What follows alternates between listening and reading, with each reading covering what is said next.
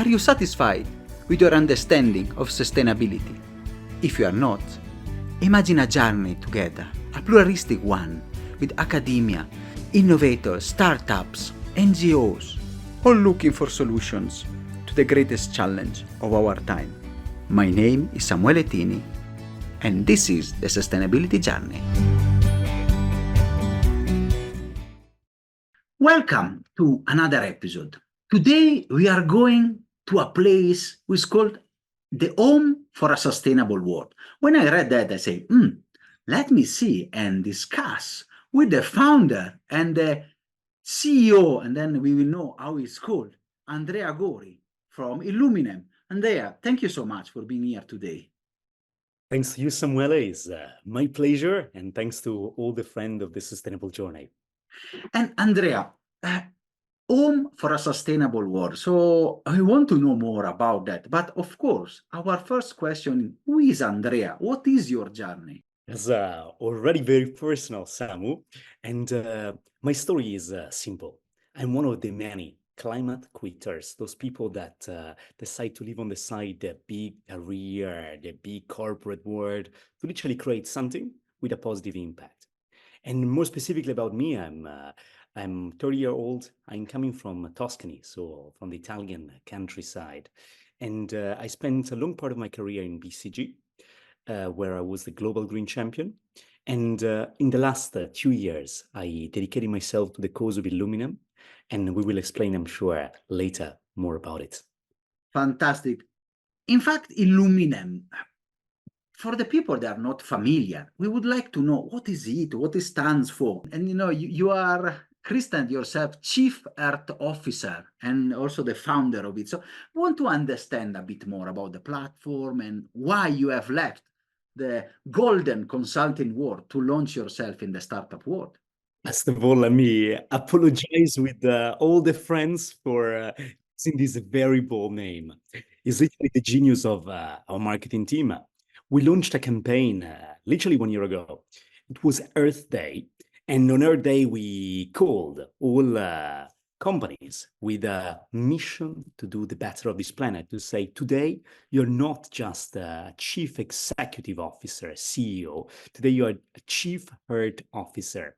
And to keep the campaign, to keep the slogan going, I kept, let's say, this name, hopefully in a more humble way than it might sound, but it's actually the background of this story. And instead, I'm very happy to present to all of you Iluminum, all of you that might not know it yet. Iluminum is today the second most read platform on sustainability worldwide. We are proud to have 250,000 users.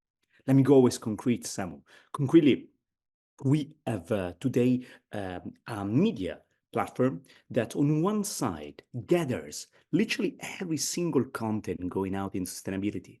With the power of AI, it immediately categorizes. Let's say these are content about wind, and these are content about biodiversity. Immediately rank and immediately summarize in 60 seconds all of this. In parallel to this, and this is something that brings us together, we are very proud to have today the largest expert network in our industry. We're talking about 1,500 thought leaders, including someone called Samuele Tini. I don't know if you ever heard of him. Yes, these fantastic personalities are literally honoring us with their insights on what is happening in the broader world of sustainability. So bottom line, today Illuminem is a company that has one of the largest traffic about giving knowledge on sustainability. I always insist, free for all. And at the same time, is a company that is developing further insights on the data space. I always close mentioning the mission, right? We say that we are here to empower the sustainable transition. And our end goal is to empower the sustainable transition with the most insightful information and data. Fantastic. And can you share a bit more on how you want to couple the two arms, so the media and the data? Absolutely. It's very important to me that the mission is never compromised. So for this reason, and we're proudly so, we actually are probably the only large, let's say, sustainability media platform where all content is free, free for all, free at any time. And this is without any advertisement, without any barrier of registration and so on. Like to do that, of course, you need to make sure that you create also some healthy revenue streams. Otherwise, you will not an entrepreneur, you're just a charity. And nothing against charities, but at least in my small perspective, I feel that you can do 10 times more when you align economic interest and like the benefit you bring to mankind. So in this sense, what is the part that is not, let's say, media, is the part of data, is something that we monetize as a simple SaaS, software as a service. And so we actually enable companies to access sustainability performance, sustainability data on any company of the world, private and public. And we specifically use this data to enable sustainability solution providers to sell. Let me give a concrete example to make it simple. We help a company in the carbon space, renewable energy space, green tech space at large, in giving them the right insights where they can scale their solution, which customers are looking for their solutions. And by enabling them to grow, of course, we enable Iluminum to have healthy revenues and offer to everyone for free all these insights and information that I mentioned before. Fantastic, and there's really an interesting part, and we will also go and discuss which also are the perspective for the future. How do you want to grow a startup that is just, as you say, little more than 1 year, 1 year and a half. Really a startup, I can say, that is doing well by also doing good. I want to get a step back, the golden days of the consultancy world, which also shaped the way you have discussed and you are framing, I think, also your Illuminem journey. So you have been at the BCG, the global green champion. So can you share with us some of the key sustainability projects that they can, of course, can be shared with us, and also how these experiences influenced you and shaped your next step into Illuminem? Thank you indeed. I always like to say that I was probably at the right place at the right time. But beyond that common sense, I was moved by this strong passion, the same passion that today brought me to Iluminum already before, when I was in high school, or before I joined BCG itself. And so in BCG, literally, we started internal to the company what was a movement, in some way radical, in some way honest, in all ways business positive. And I first started leading in one specific country. So I was myself in BCG Paris and BCG Dubai most of my career. Like in one specific country is literally all the action, the projecting on sustainability. I was quickly given the responsibility to lead what is the green team. The green team means the group of consultants that focus on sustainability topics on a continent level. And ultimately, I was given the chance to represent the BCG worldwide as the BCG Global Green Champion. So the one coordinating many initiatives, the one taking a fast lead at the agenda. And I literally had the chance in this way to sow and to support companies in any continent on their sustainability journey. That was simply fantastic. That is what gave me the lesson to create Illuminum. Let me mention some of them just in my personal ranking of interest. I was super fascinated to help the IPO of what is today one of the top green company of the world, a company that was having a legacy. And as you understand, the challenges in this case is how can you literally clean your past? So dismiss some assets. So make sure that if you have some unbalances towards local communities, you readdress them. And that was really fantastic. It was 360 degrees. The story of a company today, a global giant, that needed to move from being one of the many companies in the energy space to a leader in the green space. Something that I also loved a lot was working in this case with Asian counterparts on building what is so-called a gigafactory ecosystem. So an ecosystem where you actually build and manufacture batteries, solar panels, in specifically wafers, cells, the components that now bring us the solar panels.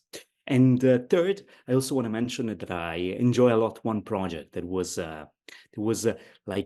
creating for a G20 country, literally his own industrial economic agenda based on green pillars. So actually, how can you bring at the center of your economic master plan the development of green tech, the development of sustainable enterprises?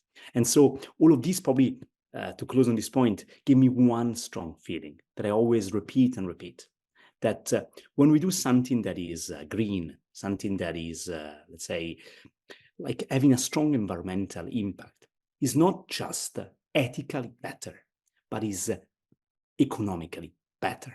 And this has been the story of my journey, the story how in BCG, we moved from being a team of a couple of friends to be like one of the most important practices in entire company. And there's a story of now at Iluminum, how like a group of climate quitters is positioning itself at the center of the debate and bringing the world to the right direction. Fantastic. And it's really interesting. I want to go a step subsequent, and then I have another question about companies. But the first question is about the consulting sector. So given your experience and now worldwide at the top level, I mean, there have been also some critical points. I read recently a book from Professor Mazzucato discussing how, consulting is not really driving the agenda forward, but is putting back or holding or maybe pushing towards oil and gas rather than sustainability. How do you see the consulting sector and the role in driving sustainability initiatives? First of all my respect to Marianna, Professor Mazzucato. I think everyone has read their book, The Entrepreneurial State, like that somehow like change our mindset of how we need to become entrepreneurial at the core of our economies, at the very center of the governments to thrive. So I think our consideration needs to be taken with utmost care. At the same time, let me probably stress 3 points to rebalance a bit the perspective here. First of all, by design, consulting is a following industry, not a leading industry. Consultancy needs to please a client, so needs to act in certain boundaries. And having the hope or the belief that is thanks to consultants, that is a company doing breakthrough innovations, it simply never happened in history and will never happen. It's just by the DNA. So in this sense, let's literally tone down expectation. Consultancy help you to do better the how, not necessarily the what. Second, in what regards the conflict of interest between pursuing a greener or a blacker agenda, definitely the conflict of interest exists. This exists without any consulting involvement, and it's simply a trade-off of short-term versus long-term, and it takes a lot of guts. It takes a lot of courage, sometimes, to forego short-term profits for the sake of a long-term benefit. And lastly, what I can say about this idea that consultancy is actually hindering the development, in my opinion, like in any sector, there are the good and the bad, right? So I don't want that the few examples that are negative can actually give a black image to everything, because I want to tell you what I witnessed. Literally at the core of BCG, but so at the core of the friends working in any other consulting firm, there are thousands of people that literally have the same ideas that we have here in the Sustainability Journey podcast. The idea that our mission is bigger than just delivering a project. And I want to speak probably on their behalf to say that everything is always a bit mixed, but we need to give credit to those moving the needle in the right direction, and there are many, trust me. Fantastic. Thank you for the clarification. It's really adding to the debate and the and the discussion. And the second subsequent question is, we have read on newspapers, on investors, even leading figure, having a backlash against ESG, terming it like a hidden agenda, a way to weaken capitalism and passing some other concepts in companies. So how do you respond to those critics? And as well, why is it important for sustainability for companies? You know, Samu, that ESG is literally my favorite research topic. So I'm sorry if I can speak for hours about it. And actually, for those that are But we want to learn from you. You're too kind. But for those that actually know Italian, I actually did a TEDx literally a couple of months ago on it is called the ESG Revolution, where I explain a bit everything that is happening. You can find it on YouTube, and we're very proud that we brought some clarity to that debate. But let's go to the core of the question. So first of all, like ESG is not in a crisis. It's actually growing, and it's growing crazily. Of course, like the politicization of the ESG is happening in a sense that if it was a side topic where like only few investors or asset managers were involved, today is literally something at the center of the political debate. But if we distinguish what is the macro trend and what is the daily chat, so there are more and more money, even now that everything is under criticism, that are going to be ESG managed than vice versa. The second concern is that let's be clear. ESG itself is not like changing the world for the better. Otherwise, you would have expected that in the past 3 years, where literally trillions of dollars moved to be ESG managed, everything would have changed. In here, let me give you a concrete example. Today, when we put $1 of our savings into ESG, we risk putting these dollars into companies that have a good risk against climate, not a good impact for the climate. And here, to make it simple, very often we if we invest in ESG portfolio, we invest in company like Salesforce, Spotify. So companies that have nothing to do with sustainability and emissions, but of course have a small group of developers, a relatively small group of developers in a good geography. So the music industry will not be impacted by climate change. Let's be clear. And so this is part of the reasons why we need a stricter definition of ESG. But I always, if I stay on this point, I always want to see the industry of ESG as something that there is a journey, right? We start having no definition. We start having a loose definition. We start having a tiering definition. So having more and more rules that say this is, let's imagine ESG plus, to say that it's not only respecting certain criteria of risk hedging, but is also respecting certain criteria of impact. Third, I also want to say something strong, right? Of course, the movement and the returns of ESG have been highly correlated to the returns of the tech industry. In other words, if tech is going well, ESG portfolio do amazing, and vice versa, right? So I believe that we need in the short term not to have the illusion that the return will be immediately higher, but we can, and statistically we can prove it. There are studies by Morgan Stanley, study by many others, that over the long term, let's say 5 years and above, what is seasonal happening, so tech boom, tech bust, is less relevant. But what is a long-term projection?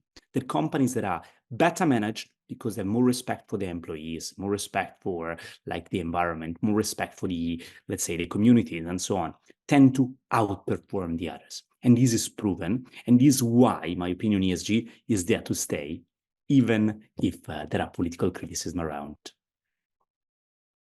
Fantastic. And we discuss about this political divide and how the sustainability debate has become more politicized more than ever in this era, rather than being scientifically and bipartisan discussion. But I want to go now back to Illuminem and ask about solutions, because we have discussed ESG, we have discussed the consulting, we have had your examples, and I want to discuss now in Illuminem, which are in this platform for change maker in the sustainability space, which are the trends and the innovation that is 1 year and a half from leaders and companies that have touched you? Actually, these are Tough question because you're always afraid of forgetting someone. I can tell you literally what we see at the moment. So in this exact moment, we produce every month some statistics. We share them with many NGOs, with many international organizations, with United Nations, with COP. And we share these statistics, giving them a sense of what is literally driving the debate at the moment. And in the last one, the one we published just 1 week ago, there were 3 big topics of the debate. One is always the outlier, and 2 a bit the things that are, let's say, more mainstream. The first one, mainstream, is literally the fight inside the carbon space. For I'm sure the friend of sustainability journey know very well these topics, but to summarize, there is literally like a divide today between those that have been supporting nature-based solutions and those that now are pushing for a direct air capture or carbon removal engineering. Of course, all together in theory aim for the same, right? That this carbon ecosystem is creating incentive to preserve nature, incentives to reduce carbon dioxide in the atmosphere. Still, is it clear that the 2 sides are actually attacking each other? And we cannot hide. We have tons of incredible authors that I respect, admire, that are publishing against nature-based solution, their natural limits, their limits in being monitored well, their limits in being, let's say, truly creating additionality, versus, of course, the attack on the carbon engineered. They say that it's too expensive, is impossible to scale. Reality is always in between. We say in Latin, in media res. But it's also very correct that we give the right space to both sides to express themselves. And hopefully, at least is my belief, very soon we will again find a common ground to say that, yes, it's only with the inclusiveness of all of these solutions that we can make a real change. I go very fast on the other 2. There is as the topic that is very highly expressed, the word of biodiversity. For the first time in history, we're now coding some standards for biodiversity credits. In my opinion, we're still very far away from having a really globally accepted standards. But incredible people like Patricio Lombardi, the former minister of Argentina, that are dedicating himself to this cause. And I'm very proud that Illuminem is the #1 platform where this debate is happening. And lastly, this is more the outlier. Among all solutions, in this case, I talk about the energy space, there is a renewed interest in ocean wave energy. And here, to help our readers, those of you that might go on Illuminem today, understand why is this happening. Simply, there is a proven advantage in cost, so it costs less, a proven advantage in maintenance, relatively easy to maintain, a proven advantage on the stability of output. So unlike wind, solar, literally waves have a cadence that doesn't change. So you have the same waves every single moon change and so on. And lastly, are relatively easy to apply close to consumption centers. You can actually consider using ocean wave technology in seaside cities. So let's imagine in front of all the cities of the world around the coast. And these are technology immediately applicable, that is surprisingly underutilized. And I'm very happy to see that this debate is restarting, because when the debate starts, then there are always investment that follow. Fantastic. 3 critical points. The first of carbon, we had our fair share, and we will still have a fair share of discussions. We had people advocating for nature-based solution, people that went against what they term the carbon obsession, and we have to go for a more comprehensive and holistic concept like restoration and discussion, not only focusing on the narrowness of carbon, and other people going for the technology of removal, which is, and it's interesting. I like the biodiversity. I think it's critical because we are losing more than ever. And wow, wave energy is something that we really need to understand. Also, I will go myself down today after this to go and read, because I don't know anything about it. So it would be a wonderful learning experience. And you are a media, and really with these just 3 examples, and I'm sure there are thousands with the articles and the discussions, you have demonstrated the role of media and how media can be a catalyst for change. And especially nowadays, where if we open our phone or our laptop computer, and we get all sort of messages, mainly polarized and divided. So if one side of the spectrum or another side of the spectrum, it seems that the world has a completely different color.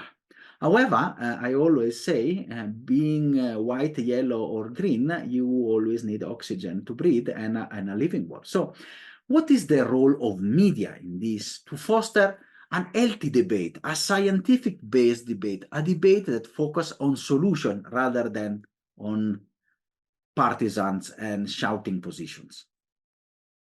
Yeah, Samu, I would love to argue what is the role of knowledge?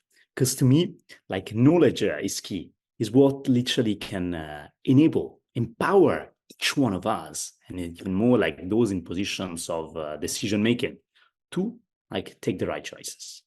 And so for this reason, like I believe that there is no nobler action today than spreading knowledge on the most pressing issues of our futures and doing it in a gratuitous, in a free and quality way. So this is actually what brought us to create Iluminum, and and it's also why the 250,000 users that Iluminum has today have given us trust. But if I go in a bigger discussion, I feel that yes, media is in a point of change again. Like, first of all, there is artificial intelligence that enable us to create rapidly, like content on any single topic. So even ourselves, we deploy that for our summaries. And let's say, this creation of automated content at an unprecedented scale. Actually, let me give you one statistics. Is proven, one of the amazing research I read recently, that today any 10 years old person has on his mobile phone more information, more insights than what Bill Clinton had when he was president of the United States. So 25 years ago, the president of the United States had comparably less information than today at 10 years old. So these tell us that something is changing very fast. When something changes very fast, there is, of course, some risk. Me, I'm techno-optimist, so I believe that the risk not enough to justify like a crisis of the system, and most importantly, to like outweigh the benefits that we are now all of us seeing. But let me tell you what I see. And given this excess amount of information that now is in our hands, especially in sustainability, we see a polarization of the market. On one side, there is a push to quality, what Illuminem betted on. I always say to my friends, we prefer being a bit boring sometimes, but always correct. And those that are on the contrary, going on the purely pop immediacy of the information. And it's fully respectful as well, because there are people with a limited time span, and those, in my opinion, that are stuck in the middle. So I think that, to close on this point, I feel that media have a huge role to play. Media is rapidly transformed by technology. And in this new technology ecosystem, either you go for quality or you go for absolute simplicity. And if you try to be in the middle, you just get stuck. And very interesting. And I'm sure the quality and being rigorous is always a safe bet, and especially if foster knowledge. And on that point, where do you want to take now Illuminem? So after 1 year, now you have started walking if you were a human. So where do you want to take your startup? Which are the next steps?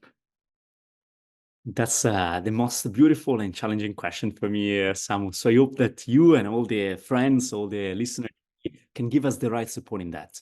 But my vision is that we can create what is a bit the Bloomberg of sustainability. Bloomberg, not in a comparison of business model, but Bloomberg in a comparison of what that company made for the industry of finance. In other words, the industry of finance, if you take in the 1980s, 1970s, was literally lacking accountability, lacking transparency, lacking a lot of simple things like centrality of the information and so on. That company brought everything in one single platform. That single platform has aggregated all the data points, has provided the right information, and then, of course, empower the entire finance industry to thrive in a good and a bad sense, but at least it gave the means for an industry to thrive. I believe that sustainability is now a need of a Bloomberg moment, a moment where literally we have more transparency. You can call it greenwashing to make it simple. Literally, we have more accountability. And I would love Iluminum to play exactly this role, to be the platform. And I want to insist on a free base, because when it's free, it's accessible by everyone. The platform that provides to everyone, without any discrimination, all the transparency, all the information, all the data that can literally make the sustainable transition possible. You have been a champion before as the global green champion, more than that in one of the biggest consulting. And now you are at the forefront, spearheading free knowledge, free quality knowledge for people, and also data for companies to enable them to make solution with Illuminem. And it's really a brave move. And from those heights, since you have reached we can say, the Everest of the big points of sustainability, for people that are still at the base camp or even at the sea level, what you can tell us that we want to aspire to become entrepreneurs or professional in the sustainability? Here I have literally the boldest advice. And I always say to any young person, any person in general, that we need all your intelligence, we need all your courage, we need all your perseverance to really literally make this change happen. So I always say, please unite, identify those change makers, stay close to them, act with them, be yourself the next leader. Don't be afraid if in the short term everything sounds impossible. Don't be afraid if there is always a reason why not to do that. Because I believe that there is no regret in giving it a try, but most importantly, you will see, and I've been witnessing, how the sum of our individual actions are literally making a difference. So I would love you to see that. I love you to feel that reward, to never give up on the right cause, and immediately start, maybe with your idea, maybe joining an organization that is impact-driven, maybe spreading in your community the right words, because we need all of that. So Samu, let's wish to all of our listeners today that they can, and they might be the next big change makers, and we're here to support you. Fantastic. Thank you so much, Andrea. And first, even a small step, if we have a couple of minutes to read an article, heads over to Illuminem and start reading and learning from leaders. So I'm really thankful and humbled to have you here, and thank you for your insightful episode. It was a great pleasure. Thanks to you, Samu. Thanks to all the friends of the sustainability journey. And of course, let's keep it green. Are you satisfied after this wonderful episode? Let's continue together our sustainability journey.